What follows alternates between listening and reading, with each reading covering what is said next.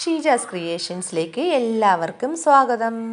ഇന്ന് ഞാൻ നല്ല അടിപൊളി 2 ടിപ്സുമായിട്ടാണ് വന്നിട്ടുള്ളത്. അപ്പോൾ നമുക്ക് ടിപ്സ് എന്തൊക്കെയാണെന്ന് നോക്കാം. അതിനായിട്ട് വീഡിയോയിലേക്ക് പോകാം. അരിയൊക്കെ വടിക്കുമ്പോഴത്തേക്ക് കഞ്ഞിവെള്ളം കിട്ടുമല്ലോ. അപ്പം നമ്മൾ വെറുതെയാണത് കളയാറാണ് പതിവ്. കൂടുതലും ആൾക്കാരും കളയും. അപ്പോൾ അതിന് പകരം നമുക്ക് ഇതുകൊണ്ട് വളരെ യൂസ്ഫുൾ ആയിട്ടുള്ള പ്രയോജനങ്ങൾ കാണിച്ചു തരാം. വൈറ്റ് ടൂത്ത് പേസ്റ്റ് ആണ് കേട്ടോ. കുറച്ച് മതിയാകും. കുറച്ച് ടൂത്ത് പേസ്റ്റ് ഇട്ട് കൊടുത്തു. അപ്പം ടൂത്ത് പേസ്റ്റ് ഇട്ട് കൊടുത്തിട്ട് കൈ കൊണ്ട് തന്നെ നന്നായിട്ട് ഈ വെള്ളവും ടൂത്ത് പേസ്റ്റും കൂടെ നന്നായിട്ടൊന്നങ്ങ് മിക്സ് ചെയ്ത് കൊടുക്കണം. നന്നായിട്ട് ഇതിലോട്ടൊന്ന് അലിയിച്ച് കൊടുക്കണം. ഇത്രയും മതി.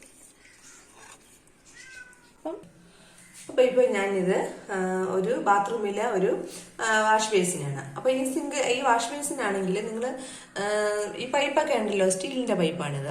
അപ്പോൾ ഇതൊക്കെ നമ്മൾ അല്ലാതെയല്ലേ ക്ലീൻ ചെയ്യുന്നത്. അപ്പോൾ നമുക്കിപ്പോൾ ഞാനിവിടെ ഒരു സ്പോഞ്ച് എടുത്തിട്ട് ഈ കഞ്ഞിവെള്ളം ഇത് ഞാൻ കുറേശ്ശെ ഈ പൈപ്പിൽ കൂടെ ഒഴിച്ചു കൊടുക്കുകയാണ്.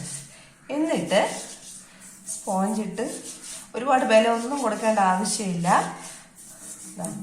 ഒന്ന് വെറുതെ നമ്മൾ സാധാരണ ഒരു ബലമൊന്നും കൊടുക്കാതെ തന്നെ ഇതുപോലെ ഒന്ന് വരച്ചു കൊടുത്താൽ മതി.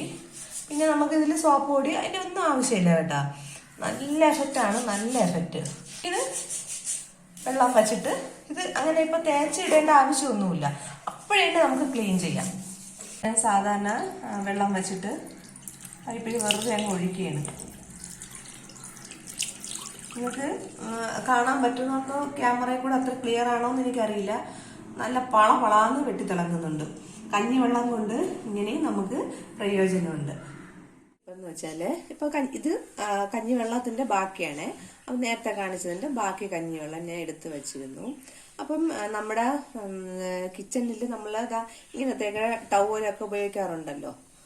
അപ്പം നമ്മൾ ഇതൊക്കെ ഒന്ന് ക്ലീൻ ചെയ്യാനായിട്ട് നമ്മൾ സാധാരണ നമ്മൾ എന്ത് ചെയ്യും, വാഷിംഗ് മെഷീനിൽ ഇടും, അല്ലെങ്കിൽ അല്ലാതെയൊക്കെ നമ്മൾ കഴുകിയെടുക്കും.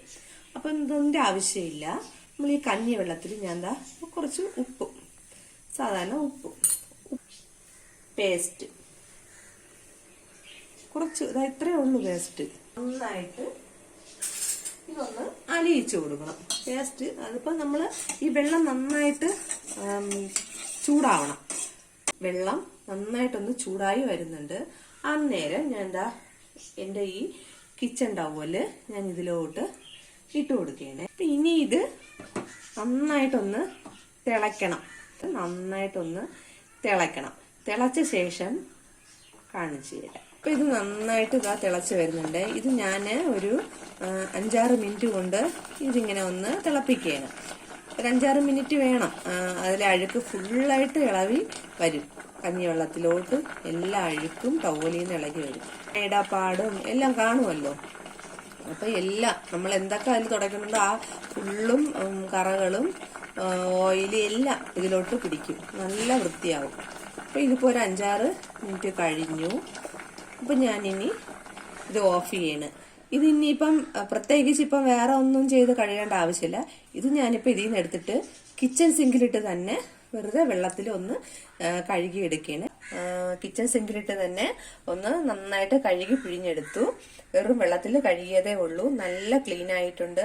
നന്നായിട്ട് എണ്ണയുടേതും എല്ലാ കറകളും പോയി കിട്ടിയിട്ടുണ്ട്.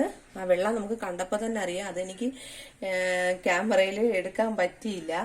കഞ്ഞിവെള്ളം വെച്ചിട്ടുള്ള ഈ 2 ടിപ്സും ഒന്ന് നോക്കണം. നല്ല ടിപ്സുകളാണ്. അപ്പോൾ ഈ വീഡിയോ ഇഷ്ടപ്പെട്ടിട്ടുണ്ടെങ്കിൽ ലൈക്ക് ചെയ്യണം, സബ്സ്ക്രൈബ് ചെയ്യണം, ഷെയർ ചെയ്യണം, സപ്പോർട്ട് ചെയ്യണം. Thanks for watching.